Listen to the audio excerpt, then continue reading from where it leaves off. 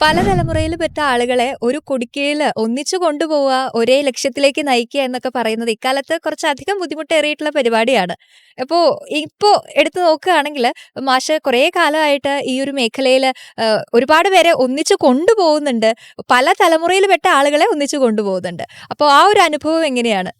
അത് 1990കളിൽ ഒരുപക്ഷെ യൂത്ത് കോൺഗ്രസിൻ്റെ ഒരു ഭാരവാഹിയായിട്ട് രാഷ്ട്രീയ പ്രവർത്തനം തുടങ്ങിയ ഒരാളാണ്.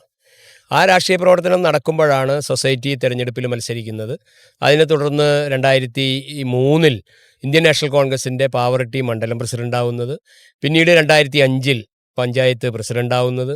പിന്നീട് വീണ്ടും 2018 കോൺഗ്രസിൻ്റെ മണ്ഡലം പ്രസിഡൻ്റായി വീണ്ടും അവരോധിതനാകുന്നത്. അതിനെ തുടർന്ന് പിന്നീട് 2020 ബ്ലോക്ക് പഞ്ചായത്ത് അംഗമാവുന്നത്. ഇതൊക്കെ പാർട്ടിയുടെ കൂടെ നിന്നുകൊണ്ട് പാർട്ടി തന്ന അവസരങ്ങളിലൂടെ മുന്നോട്ട് കൊണ്ടുപോയ ഒരാളാണ് ഞാൻ. അവരെ ഒരുമിച്ച് കൊണ്ടുപോകാൻ കഴിഞ്ഞു എന്നതുകൊണ്ട് കൂടിയാണ് പാവറട്ടിയിൽ ചെറുതെങ്കിലും ഒരു ഓഫീസ് കോൺഗ്രസ്സിന് ഉണ്ടാക്കാൻ കഴിഞ്ഞത്. ആ തരത്തിലുള്ള ഒരു ഏകോപനം നമുക്ക് സാധ്യമായി എന്ന് തന്നെയാണ് ഞാൻ കരുതുന്നത്.